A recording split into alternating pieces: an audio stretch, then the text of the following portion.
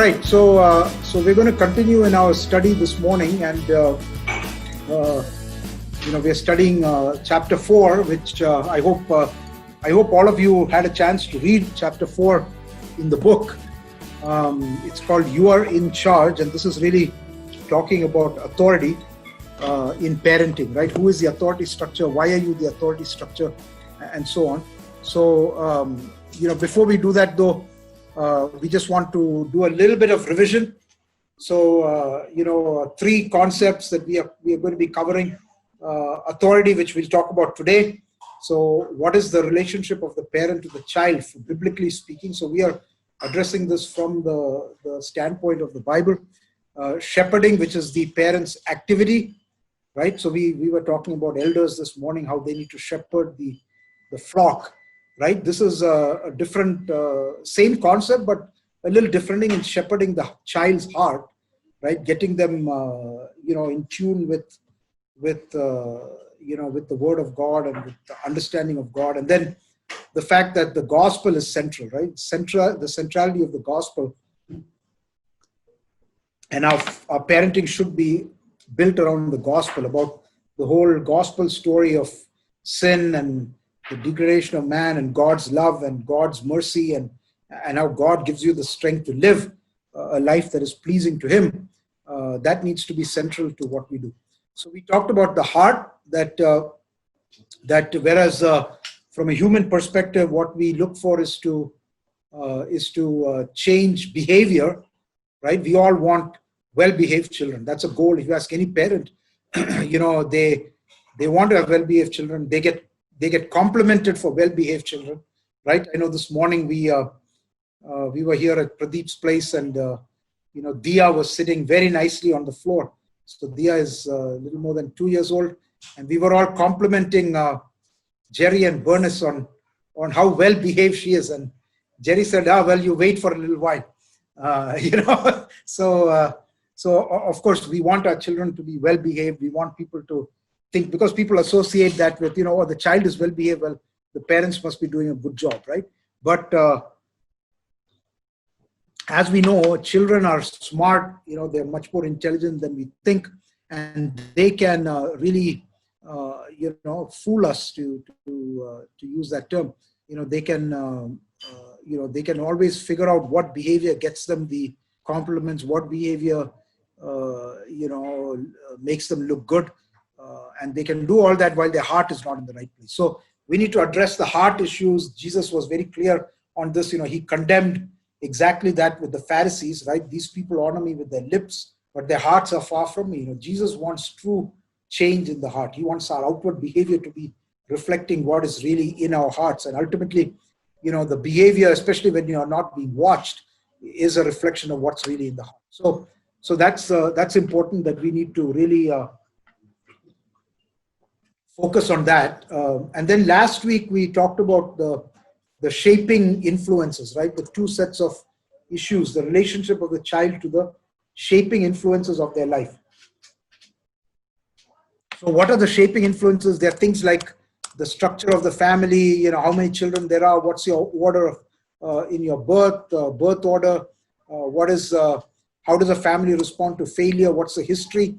But then we saw that it's not just shaping influences, but it's also the Godward orientation, which determines how you respond to shaping influences. So we saw the example of Joseph, where he had a lot of very negative shaping influences, right? But yet he overcame those, and he could have easily given up. He could have easily become despondent. He could have easily lost faith and trust in God because of what his brothers had done to it, because of all the bad stuff that had happened as he as he was in Egypt. But he was able to overcome that because of his Godward orientation. So what are the implications of these two things for raising children? The shaping influences are important. We cannot diminish the importance of it, right? So how we structure our home. So, why we do certain things like or why we say certain things like, we need to have family altar, or family prayer, family worship, whatever term you want to use, right? Those things create an element of stability in the home. They create an element of an understanding that God is important in our life. Why do we go to church? right? Why do we have those structures and routines? The quality of the relationship, what they observe in the home between father and mother. Father and mother always shouting at each other. Are they fighting? Are they backbiting? Are they talking about each other in front of the kids? And when psychologists have studied, troubled adults, and they go back and look at their history, what they find is that children, there's several things that happen in the family that really negatively impact children. One of them is, for example, divorce, right?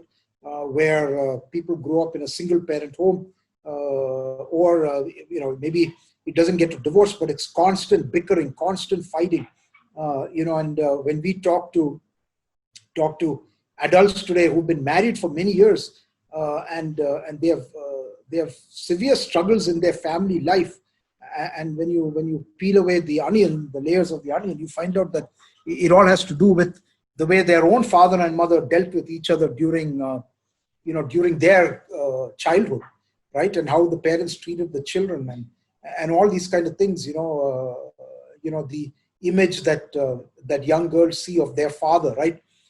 They come into the marriage with the same kind of image about their husbands, right? And that creates all kinds of problems. So it's very important that I think the Lord has allowed our children to be born into our families because He wants us to create these positive shaping influences in their life. Okay, and that really equips them. It's not going to guarantee anything, ultimately, but it may not guarantee the ultimate outcome, but nevertheless, you are certainly in a better place if you have these strong shaping influences, right? The values of your home should be scripturally informed. In fact, when we go to Deuteronomy 6, it talks about, that all your surroundings, right? You should put them on the frontlet of your head, and, between your eyes, and on the doorposts, and all of those things, right? So why do we put verses and all up, right? You can say that's for show and all that, but it really creates that environment in which the child grows, and they get that feeling that, the word of God is important in this home, right? Of course, the worst thing you can do is do all that and then not live the life, because that has a bigger influence on them than what you actually do.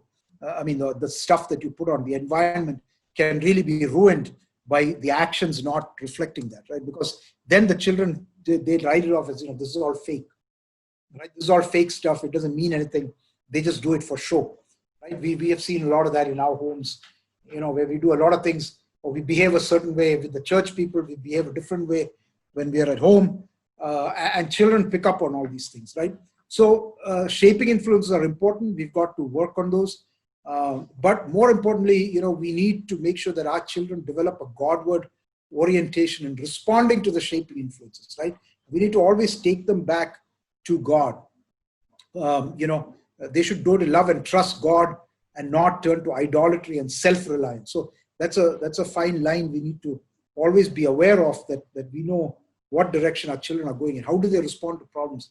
How do they respond to issues that come in the family? Do they have this Godward orientation? If they're not, then that's something that you need to be aware of, and you need to address. So we talked about Joseph, and let's go to the topic for today is authority. Okay, so you can see some of these pictures here. You have a mother going crazy. You have a father whose teenager is, on the phone. These days, fathers and mothers, myself included, are on the phone most of the time. So, but he's trying to use a bullhorn to get their attention. So the question that we are asking ourselves is, who is in authority? Okay, and this is very important. This authority question is important because it's very fundamental. Because when you look at worldly philosophies, if you look at even culturally, like, this is something that has evolved over time. So if you go back many, many years ago, say my parents' time, there was no question the parents were in authority, right? And if you didn't listen to the parents, you just, got walloped, okay? My mother used to take her chappals and give it to me. Very few times, but it did happen. When it was needed. When it was needed, yeah. In fact, I joke with my kids nowadays, I said, hey, you better behave, okay? Or Amichi will give you with her chappal. And they're all like, No, Amachi loves me too much. She won't give me anything in the chapel, So obviously she's very different now as a grandmother than she was as a mother. But nevertheless, I mean, when you went to school, okay, when you went to school, I remember I was at Clarence. I think I told the story before. I was summoned to the vice principal's office, Mr. Abraham, this back in the late 70s or whatever. He had a stick, put your hand out, you got it nicely, okay, because I did something which I shouldn't have done. And everybody knew this was going to happen, okay, but today you can't even think about it, right? So the culture has changed. I doubt that Jerry George has got a cane in his office. No chance. No. So culture has changed, and along with that has this whole concept of authority, right? So people have gone from parents are the authority to parents are friends, okay, to parents are advisors, to I don't know where it's going to go next, right? So, but we need to go back to the Word of God, right? So, what is some of the questions we're going to look at is what is the nature of parental authority? Is it absolute or relative? Why do we have authority? Okay, what gives you authority? What is the basis for your authority? If you're in the workplace, your manager has authority over you because somebody has placed him in that position, right? We have Pradeep and Charlie. They are now elders. All of a sudden, they have authority that they didn't have 2 hours ago. Okay, so when somebody comes and talks to them, they might I heard that they are being booted off the comedy group because there's a big debate going on. Apparently, I'm not in the comedy group because I wasn't allowed in or something. But nevertheless, now they are viewed differently. Although they're the same people, aren't they? But you see, what has changed is simply that they've been invested with certain authority by the role that has been given to them. So why do you as a parent have authority? Okay, is it because you're bigger than them? Is it because you gave birth to them? Is it because as a mom you went through 9 months of? I mean, sometimes when your child misbehaves, when it gets really bad, some mothers will say, "Don't you know how much I struggled with you for 9 months?" Is that what gives you the authority and the right to have authority over a child? We'll look at that. Are parents called to rule because we are not sinners and our children are sinners? We know the answer to that. We are not perfect, right? But we have to understand this. Do parents have the right to tell children to do anything the parents wants them to do? If I could do a poll here, maybe a lot of parents think, what, you got to do that because I said so. Okay, is that really the right way of looking at it, right? So, we have to be certain about the nature and source of their authority, or children will not learn the absolute and the principles of God's word. So we have to keep in mind that any authority comes with a certain control. Okay, so even though I'm a boss of a big part of the organization, there are still, I only have authority to the extent that my manager, my boss, the CEO of the company has given me authority, and there are certain structures that limit my authority. Okay, I cannot abuse people. Okay, I still have to live by the values of the company, to respect people. Respect is a core value. I can only approve expenses up to a certain limit. Okay, because that's the authority that's given to me, and it's written down on a piece of paper. If it's above this level, then it has to go to somebody else. There are some things that I can approve on my own. There are others has to be approved by me and somebody else, further up in the organization, right? And then there's another level which I have absolutely no say in. Okay, so just like that, God gives certain controls on our authority because, and why do we have those controls even in the secular field? Because authority can be abused. Okay, and we have to recognize that God has given us a lot of authority as parents, but we are answerable to Him. Okay, God has given a lot of authority to elders, but He has given them certain constraints. You have to serve in humility. You have to serve, not by lording over people. You have to serve, not by compulsion, not by greed or self-interest, right? Similarly, as parents, we are there as God's agents, right? And we are accountable to God for what we do. So that's something very important. Okay. So, but we need to contrast that with the culture, and the culture does not have a biblical understanding. And that's why it keeps changing. Okay. That's why what used to be authority in the past is no longer authority. And in fact, even when you think about it, is it biblically right that maybe this is a good question to ask.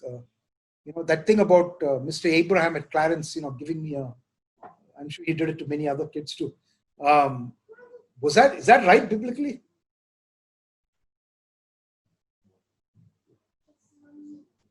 I'm looking at Charlie, Pradeep, and Bernice, and do you think that's right biblically? Maybe I'll pick on somebody here. I'll pick on somebody on the group. So Ajit, Yohanan,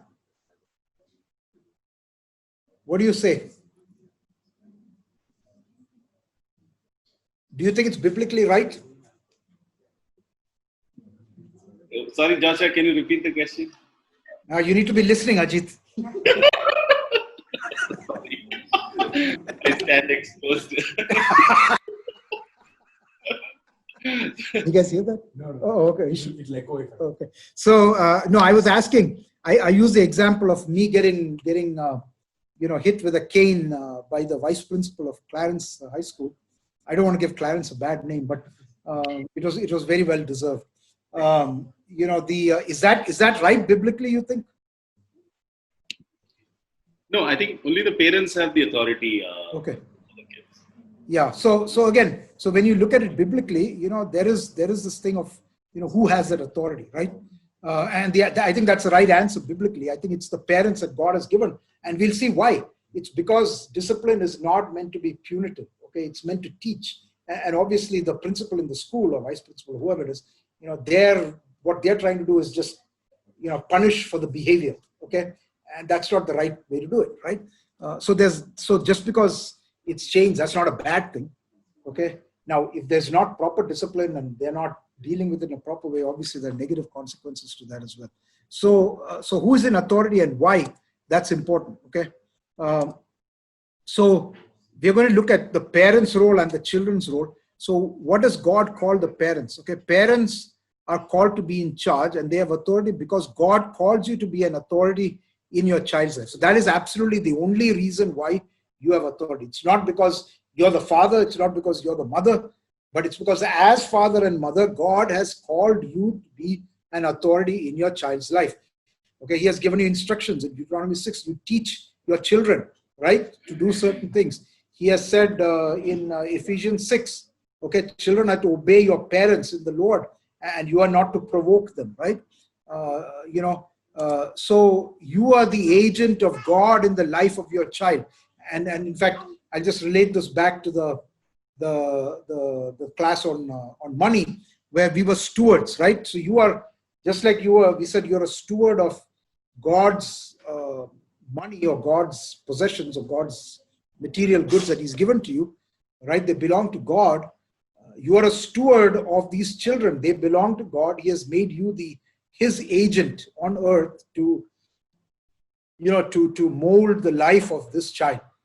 Okay, so you must shape the lives of your child not as it pleases you, right? So we said you're the steward of the money, so you follow the instruction of the owner, okay, or the master, right? So you are not to shape their lives as it pleases you, but as it pleases Him, right? Which is why we have the Word of God, right?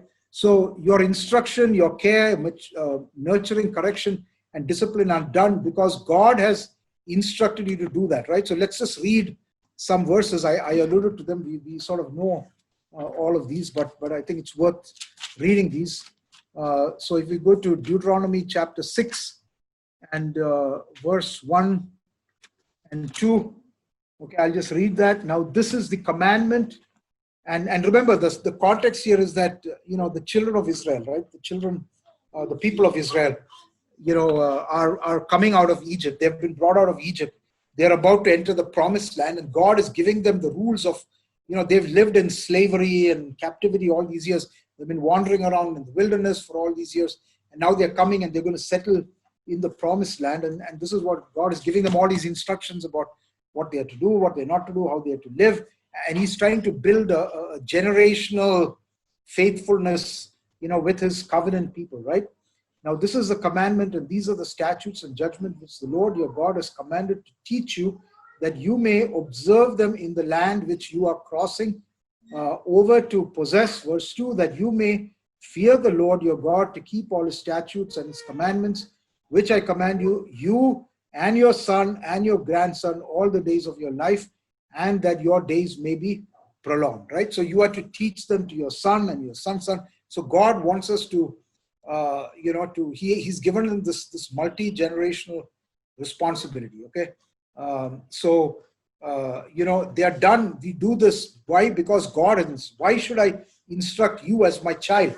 Okay, because God has told me, right? And then Ephesians 6 verse 4. It's sort of the New Testament equivalent of this, okay? Ephesians 6 and verse 4.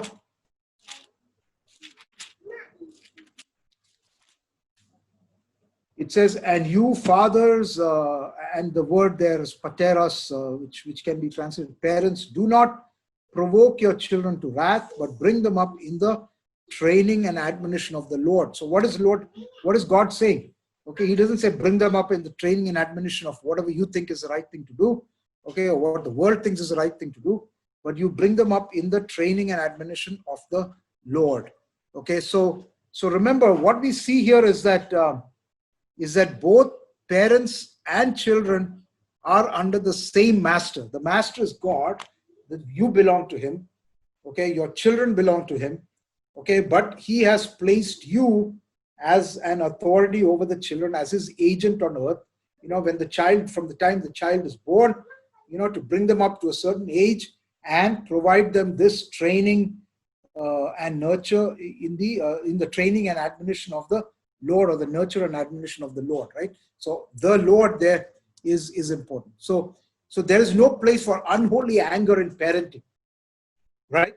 We have to be very careful. We'll talk a little bit more about this a little later. So, when you have to discipline, okay, what are you trying to deal with? You're trying to address a problem not between me and the child, not between the parent and the child, but between God and the child, okay? I can give you an example. It just happened this morning. As I said, I have so many kids that I have examples, maybe multiple times a day, okay? I require Josiah, because I get up before Josiah. He's the last one. We both sleep in the same bed, and I mentioned this last week. He has to make the bed.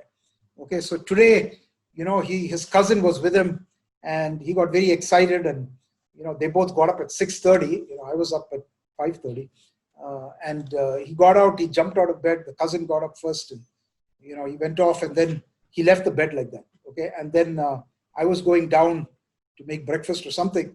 And I just reminded him. He was playing. They were playing with their Legos or something. And I said, Josiah, you didn't make your bed. Okay. No, I didn't shout at him, nothing. I just said, Josiah, you didn't make your bed. Go and make your bed. And he says, yeah, okay, I will.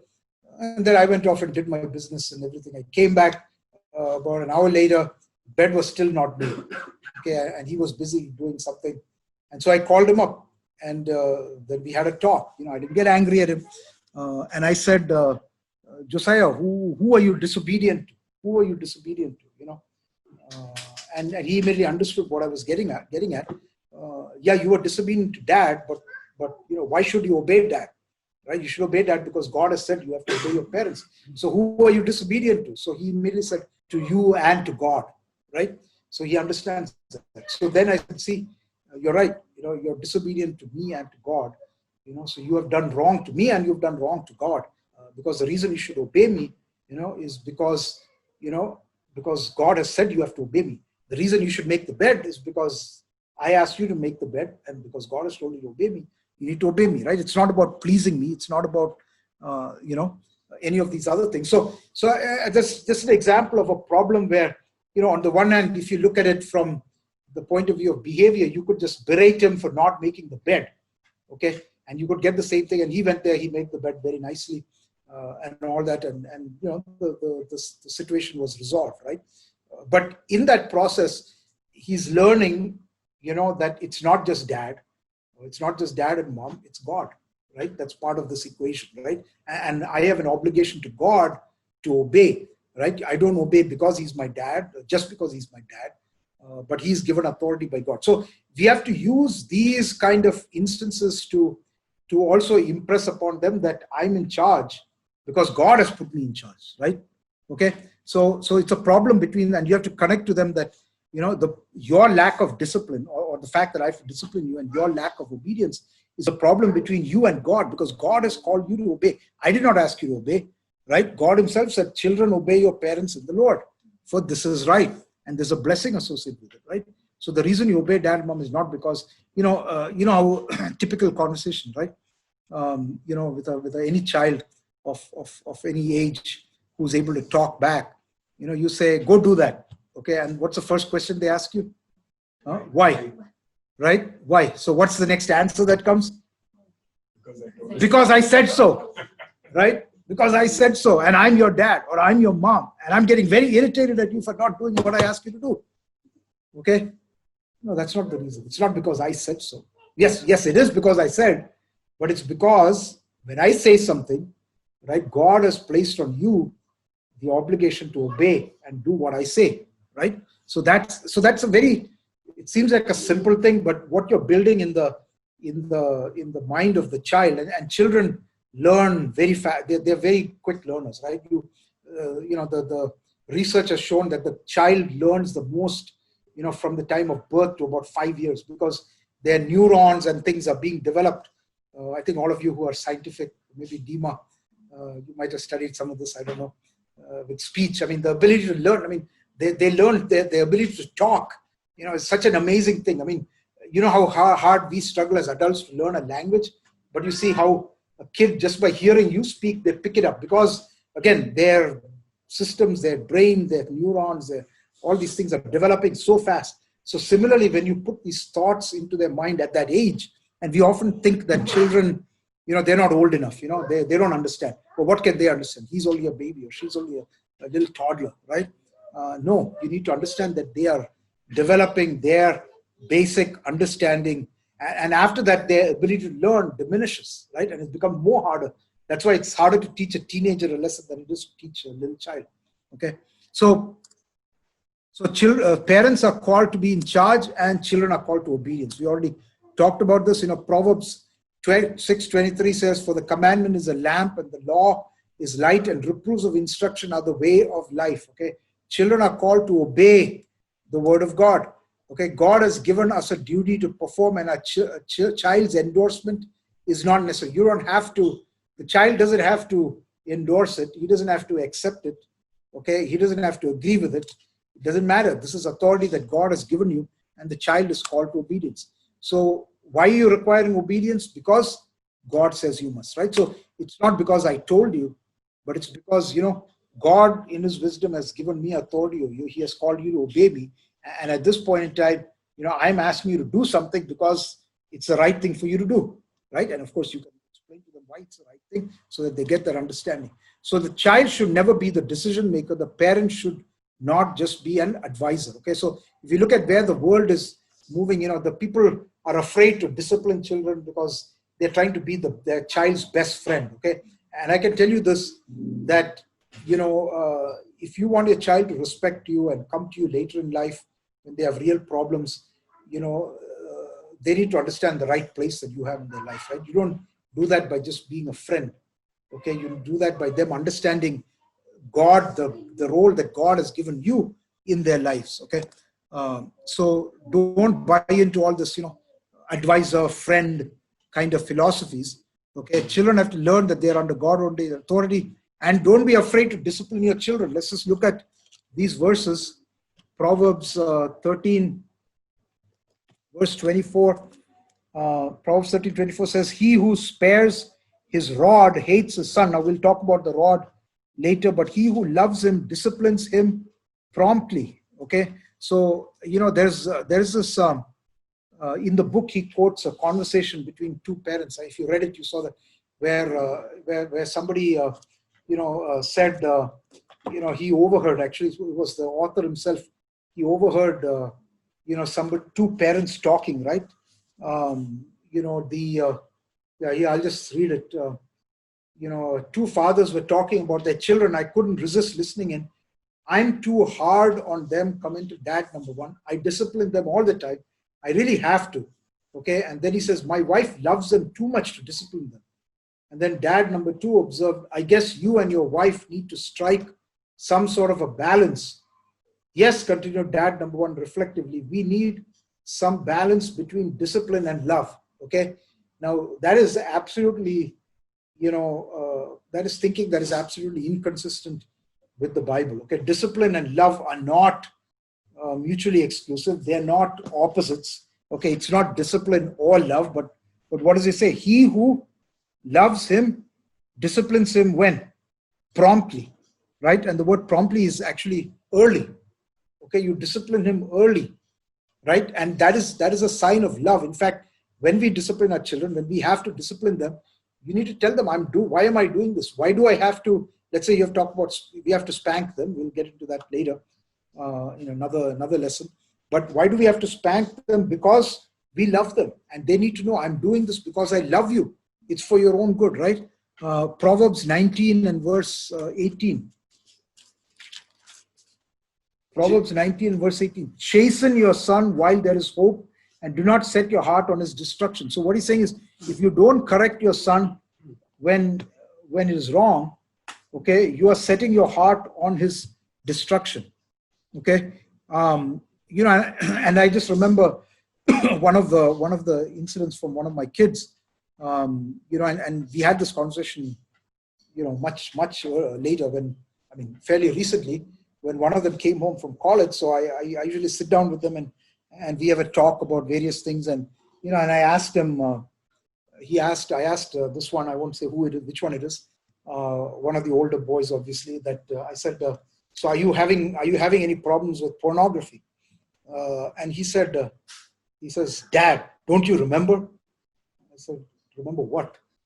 He says, don't you remember what happened when I was whatever age, some age he gave, 12 or 13 or something. So I said, no, what happened when you were 12 or 13? And he says, don't you remember that I got caught looking at something I shouldn't? And you and mom gave me the biggest hiding of my life that, that I still haven't forgotten it to this day. I said, then I started remembering, and he says, you guys have never hit me so badly, at any point in time. And I'll never forget that. So I don't do that. And in fact, I've been helping some of my friends who have problems with pornography, okay, to get out of it because, I remember. So, the point is that he remembered after all these years that, the biggest punishment from a physical punishment that he got was because, and he got caught looking at something and, his mom caught him I don't even remember how it happened. I think it just was by accident that she discovered it. And then he was called and he was talked to about it and explained to him. And then he was given a nice, nice spanking, right? But there was instruction that with it, and he remembered that. So I just remembered that when it says, do not set your heart on his destruction. So if you don't chasten your son, okay, or your child, when they are young and there is still hope, okay, it becomes a big problem later on, okay? Proverbs 23 verse 13 and 14. Do not withhold correction from a child, for if you beat him with a rod, he will not die. You shall beat him with a rod and deliver his soul from hell or Sheol. Okay, you shall deliver. So in other words, now that's not saying that, this is not talking about salvation. Okay, this is talking about, the fact that if you let him go in that way, then you are taking him potentially off the road of salvation. Okay, he still needs to, receive Christ and have faith and believe and all that kind of thing. But you are, it's like the other verse said, you are really putting him on the path to destruction. Okay, and if you want to hope to deliver him, you need to correct him. Okay, do not withhold correction from a child. So we should not be afraid. Why should we not be afraid to discipline? We get afraid because we don't know what's going to happen. Are the children going to like me? I hear from a lot of parents, if I discipline my child too much, will they stop loving me, right? Now, if you do it the wrong way, if you do it in anger, if you do it, without humility, well, maybe they will, okay, because they get the wrong idea and they don't understand that you're doing it in a controlled way under the authority of God. But just the matter of disciplining, you shouldn't be afraid to do that. Why? Because God has given you that authority, and the child is called to obey you. So what is parenting? Okay, we're going to talk about this, and then we'll finish it up. Maybe we can take some questions. So parenting is not just being a care provider. Okay, nowadays people think in our culture today that being a parent means I got to give them food, clothes, a bed, some quality time, spend time with them, and then I'm a great parent, right? No, parenting is a calling, okay, to shepherd your child's heart on God's behalf. So if you go to Deuteronomy chapter 6, Deuteronomy chapter 6 again, if you go down a few verses from where we were earlier. So verse 6 and 7, these words which I command you today shall be in your heart. Okay, so you got to keep it in your heart.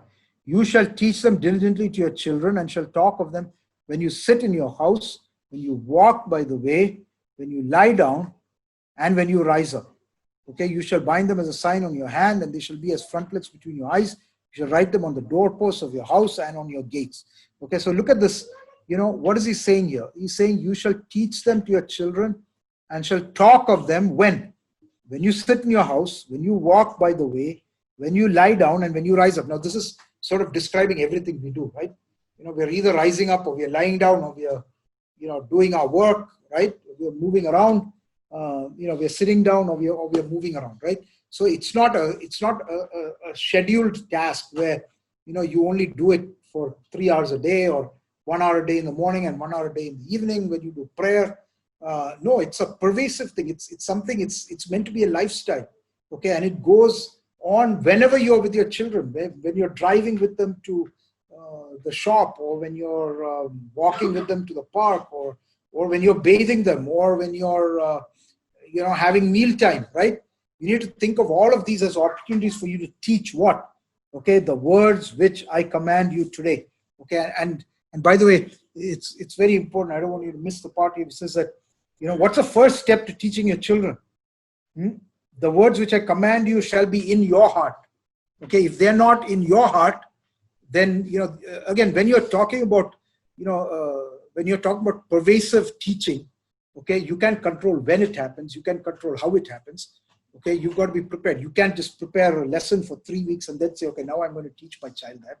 Okay, you have to use the opportunity and the occasion as God brings it about to teach. And that means you have to know, you have to be prepared. And that's why, go back to the same old thing that we keep harping on, why all of you as parents need to learn the Word of God. You need to know the Word of God, right? So becoming a mature parent is no different than it's linked to becoming a mature Christian. Okay, God uses the objective of parenting to teach you His principles. Okay, so there are a lot of things in the Bible that you might not think are important until you become a parent, or when you're about to become a parent, or after you get married. And so, this marriage, okay, marriage is an integral part of the process of sanctification. Okay, I was listening to a wedding message recently, and the speaker made this point. It was his last point, that marriage is an integral part of your sanctification. Okay, God makes you a parent to teach you more of His Word. You need to put that Word in your heart, okay, and then impart it to your children. You need to live as an example because you want your children to teach it. And as you become an example for the sake of your child, of course, you are maturing as a Christian. So you cannot separate, the quality of parenting from the quality of your walk with the Lord. Okay, so I would encourage everybody. Again, parenting is not a formula. You can't be average or a below average believer, a Christian, a person who knows in terms of your knowledge of the Word of God, in terms of your commitment to serving God, and all of these kind of things, and expect to be a really good parent. Okay, biblical parent. Now, parenting requires clear training objectives. So, it requires us knowing what are we trying to achieve. Okay, what are the strengths and weaknesses? One of the things that parents learn over time is they know each child, they know their real nature, and in order to mold their heart, to shepherd their heart, you have to know that, what are the goals I have for my child today, who's 2 years old? What are the goals I have when they're 4 years old and 6 years old, right? What are the strategies for parenting? We'll talk about this in more detail in the subsequent lessons.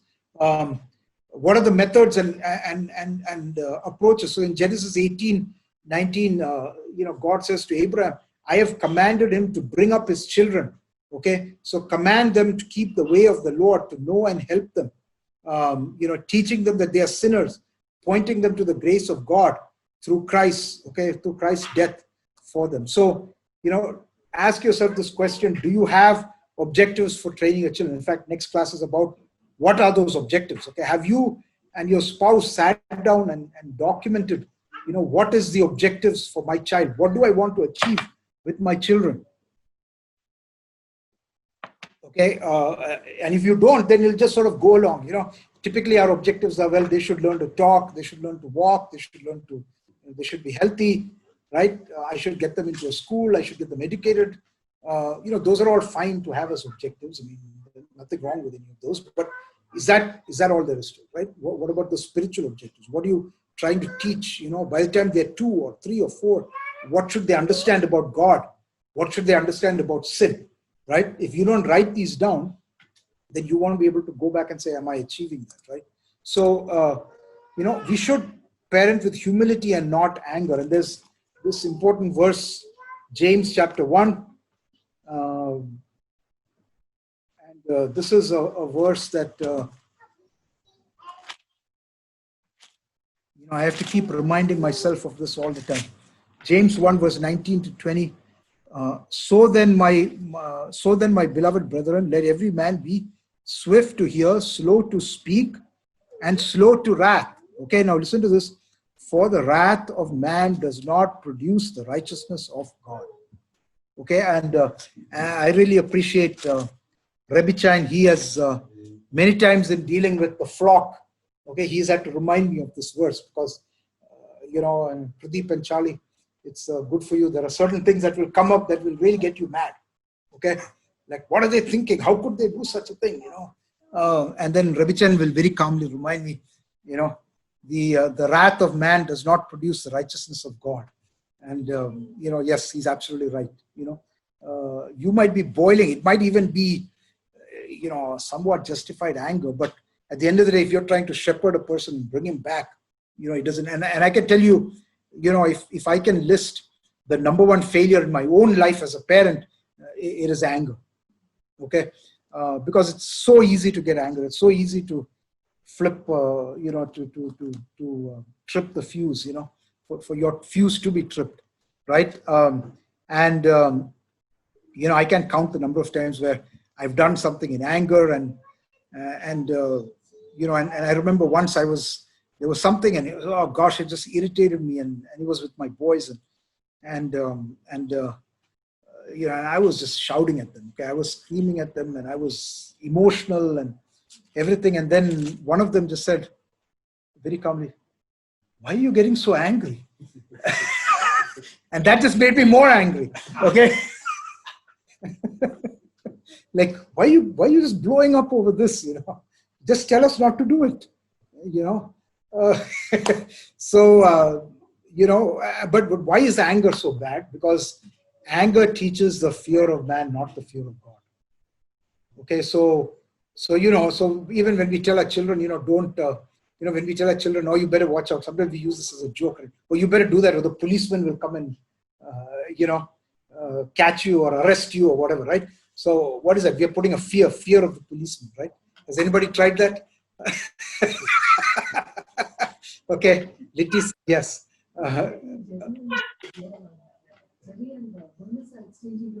No, they are exchanging looks. So okay. you better not make noise, or the police is going to come and get you, or whatever. The fear of man, right? So of course we have to fear the authority. So that may not be such a bad thing, but what we need to substitute is the fear of man. So they should never, if they grow up thinking, I can't do that because what is dad is going to blow a gasket. Okay. If I do that, or mom is going to whip me, you're not really training their mind. You're not really shepherding their heart.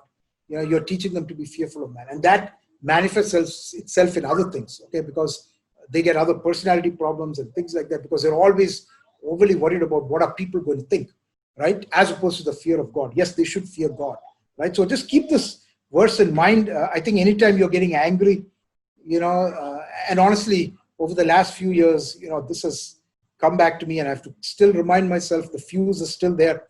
It's not the fruit of the Spirit. Gentleness is a fruit of the Spirit. So the wrath of man does not produce the righteousness of God. So if you're trying to produce the righteousness of God in somebody, whether that's your child, whether that's somebody in the church, whoever it is, okay, remember that, we need to, we need to put aside the wrath of man. Is it my own? Is it because my ego is hurt? Why am I getting angry, right? So discipline should be corrective and not punitive, okay? So we're defining parenting here, right? So it's to remind them of their sinful behavior, okay? And the behavior that offends God. It's meant to put them back on the path of obedience to God, right? So we want to make them obedient to the Lord, okay? Not just obedient to us, right? So it should be corrective. So if you're punishing a child simply to hurt them, okay, in fact, that then causes you to do, give them more. And there are times when they need to feel pain and all that. We'll talk about that later. Yes, the pain needs to be commensurate to what they've done wrong and all that. But, why are you doing it? Check your attitude, okay? And discipline is an expression of love. We talked about that. I think I'm not going to, maybe I'll just read. We already read verses from Proverbs, but if you go to Revelation chapter 3, Revelation 3 and verse 19, he's talking here to one of the churches. Revelation 3 and verse 19, talking to the church of Laodicea, which is a lukewarm church. He says, as many as I love, I rebuke and chasten. Therefore be zealous and repent. Okay.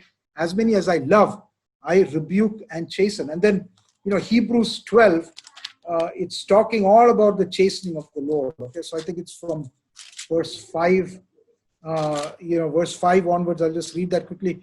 And you have forgotten the exhortation which speaks to you as to sons. Okay, this is God speaking.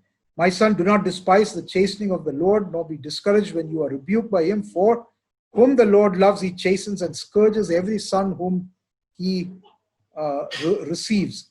If you endure chastening, God deals with you as with sons. For what son is there whom a father does not chasten? So discipline is an expression of love.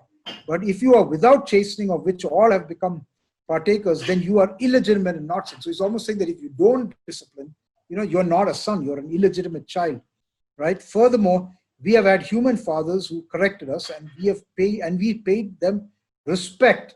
How many times we go back when we become older and we look back at the punishment and the chastening of our parents that we hated, and we say, you know what, that did me some good. Okay, we paid them respect. Shall we not much more readily be in subjection to the Father of spirits and live? For they indeed for a few days chastened us as seemed best to them. That's talking about our human parents. But he for holiness, for our profit, that we may be partakers of his holiness. God chastens us to make us more holy. Now, no chastening seems to be joyful for the present, but painful. Nevertheless, afterward it yields the peaceable fruit of righteousness to those who have been trained by it. Okay, so if you want to produce a peaceable fruit of righteousness, you have to chasten, you have to discipline. Okay, and this discipline is an expression of love. All right, so that's the lesson for today. Let me see where we are on time. I guess we still have maybe 5 or 10 minutes. And what I'll do is I will stop this. And so it's a good opportunity to ask some questions. I see some on the chat. Okay, so somebody has said, Jason has asked, but parents delegate the responsibility to the school teachers. Yeah, so this is an interesting one. Okay, but I would say that there are, certainly you delegate some responsibility, right? But, when it comes to discipline, Okay, discipline has to be done in a godly way. All right, and that to me is biblically, it's not a responsibility that you should delegate to teachers, because again, the way they do it and how they do it and all this kind of thing, is really not. It's not going to be the way that you would want to do it biblically. Okay, so that there should be. In fact, you should not delegate that to anybody.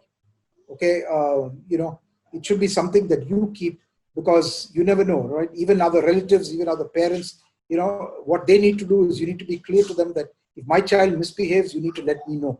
Okay, and I will take care of him, right? I will take care of him or her.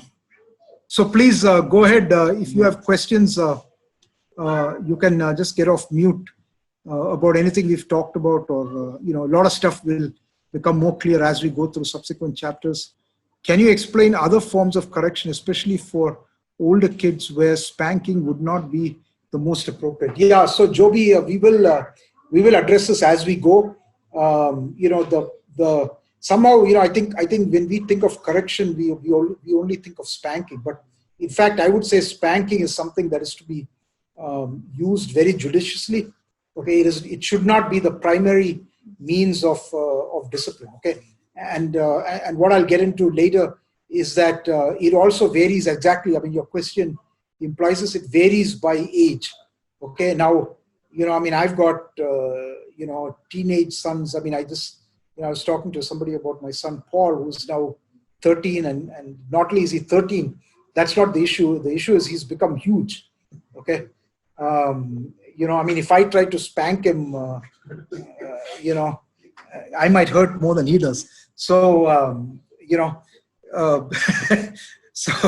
so it becomes, there's a practical issue with it. But what you need to see is that if you take, physical, if I just draw a line of physical punishment versus, more instruction, okay, what should happen over time is that physical punishment at a young age is probably more prevalent, but as they go older, it becomes less prevalent. Okay, it becomes more communication and counsel.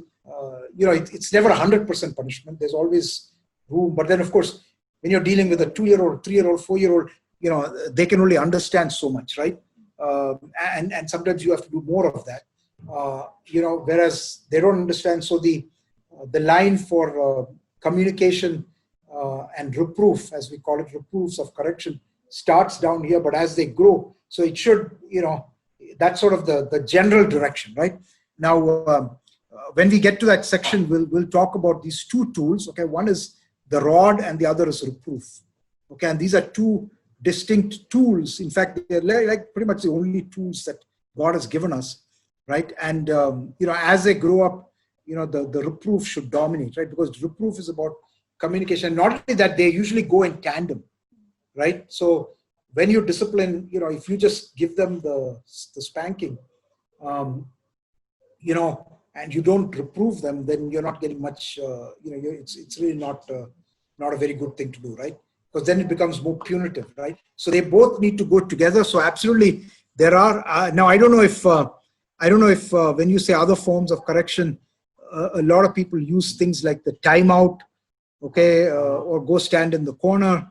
Those to me are not very effective, and honestly, they're not very biblical. Okay, now there might be times where maybe the child is angry, maybe the child is showing a bad attitude, and you need to let them cool off for a while before you instruct them or whatever. There might be a place for that, but using that as sort of the so it's almost like people they build these levels. Okay, they say, okay, for this, first I'm going to tell you, then I'm going to put you in timeout, or then I'm going to make you stand in a corner, then I'm going to make you put you in timeout, then I'm going to do, those kind of things really don't work, but we will talk more about that, as we go. Okay.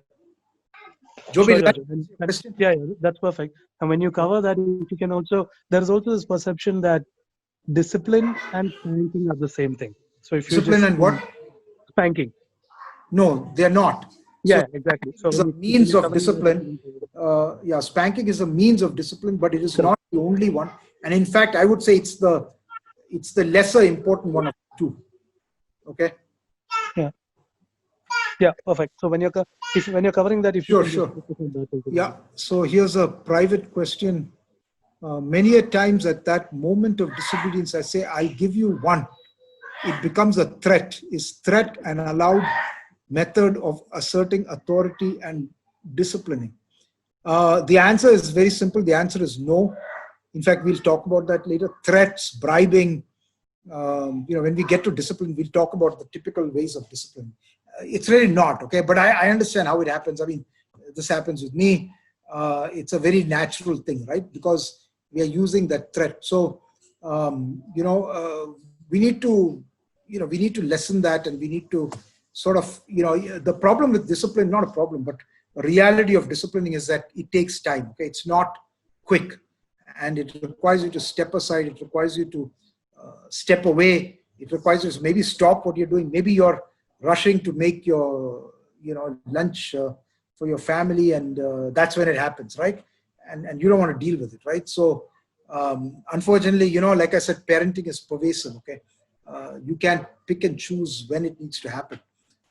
So yeah, try to stay away from threats. Again, we make mistakes. We are not perfect. What the reason we are studying all this is so that we can get better, right? Not to make ourselves feel bad.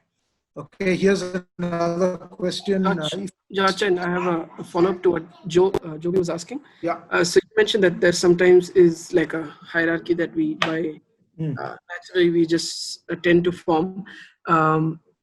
Would saying that, okay, now I'm going to explain this to you, but the second time it's going to be discipline with a scale. Yeah. Would that, does that also become a hierarchy of sorts, wherein the first time? No. I don't want to imply there's no hierarchy. What you're saying there is perfectly right, because basically you're giving a child a warning. The child has done something. Okay, maybe it's the first time. Okay, maybe first time for the day is first time for the day. Yeah. No, see, I think we'll get to that, Kishore, when we talk about what is an appropriate time to spank, right? And why, right? So I think it just comes down to, if a child understands and he's willfully disobeying you, and he continues to do that, that's a opportunity for them to understand that there are consequences. Okay, so the spanking has to do with consequences, and them understanding that sinning, okay, and disobedience has negative consequences. It has negative consequences in your life, in society, in the workplace, in government, in wherever, right? And in your life. So yeah, we will delve more into that, as we go. Okay. So if a Christian family is involved in prayer, reading Bible, and going to church on a regular basis, but the both son, 28 years and 10 years, are not willing to go to church, where is the fault, and what shall they do to encourage them to go to church? Okay, and this seems to be getting into specific things. So 28 years and 10 years is two entirely different cases.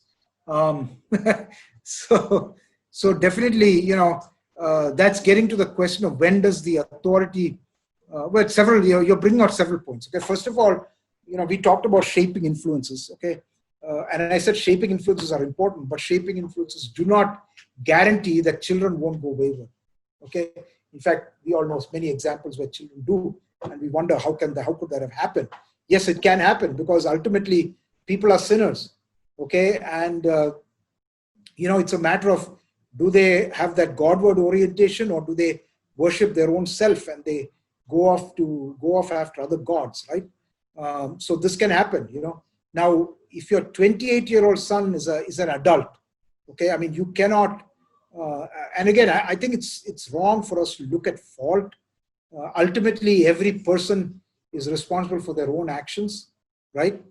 If a 28-year-old makes decisions, I will not hold that against the parents. I mean, in fact, you remember the Jesus, I think it was a parable of the man who was blind, and the disciples asked, whose fault was it? Was it his or his parents, right? And Jesus sort of, really shut them down on that, right? He said this happened so that the glory of God might be revealed, right? So we shouldn't get into that. Now, 10-year-old is a completely different case. I mean, 10-year-old is under the, at that age is definitely under the authority of the parent, and they need to, take him to church. I mean, there should be no question about that, right? Unless there's some mitigating circumstance or something. So I don't think we should get too caught up in judging other people's families and other people's children. We need to focus on ourselves, okay? All right, let's see. Yeah, that's all the questions I have. Any other questions? Uncle, how do you, there are certain people, maybe godly people, maybe grandparents who come and try to influence discipline. Yeah. Or at times it could be in a positive way, or sometimes they could just, try to stop their own children from disciplining. How do you deal with things? Yeah, so I'll go back to that, the whole chapter here, right? The chapter is called what? You are in charge, okay? You are in charge. And, I think one of the problems that we do have is excessive interference from parents, right? So remember when we studied about marriage, right? We talked about leaving and cleaving, okay? And this is one where the leaving and cleaving really runs into problems because parents inevitably come in and they feel like, oh, they're kids, they're still our kids. They don't know how to take care of a baby. They don't know how to change a diaper. They don't know how to bathe the baby. They don't, this, that, and the other. Okay. And then they grow up. They don't know how to feed the kids. They don't know what to feed. They don't know how to discipline. Okay. Or they're disciplining too much. I would encourage all believing parents to put some boundaries. Okay. I mean, in fact, we should not let grandparents even physically punish children. Okay. Because that needs to come from a parent, because God, while God does give grandparents, he says, teach them to your children, your children's children. Okay. Nowhere do we see grandparents are given that mandate to do various things. Okay. But most of it is spiritual. It's about teaching. Okay. Or it's about leaving a heritage to them, right? It's not related to discipline. I don't see anywhere where grandparents are commanded to discipline. Only children, a father or a mother is commanded to discipline.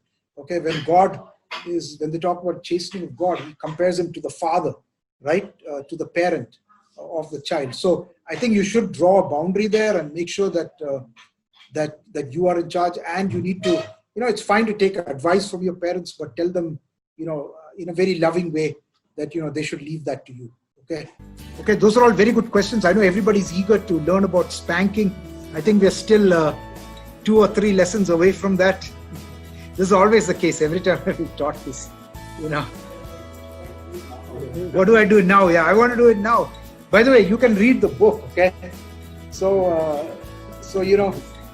if I look at the chapters, maybe that's what I'll do is I'll just go through the chapters of the book. So the next one is about our goals. Okay, we'll probably do 5 and 6 together, I think, about the goals.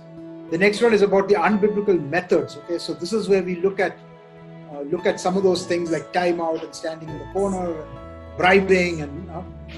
bribing, threats, all those things will come in there. I think somebody asked that question. So that's about. So we want to first talk about what are the unbiblical methods that we don't do. And then we get into the biblical methods, and we first talk about communication. Okay, there's actually 3 chapters in here about communication. Okay, and then there's 1 chapter about the rod. Okay, so you can see which one needs to be prioritized here. It's the communication part. So I would encourage you to read, if you want to, read chapters 7, 8, 9, 10, and 11. Okay, these are the ones that really get into that, and please do read ahead. I mean, that way you can come with more questions when we don't go to Rod directly. No, don't go to Rod directly because you have to put it into context. Okay, the rod is to be put into the context of an overarching, set of methods, right? And that is communication or reproof and the rod.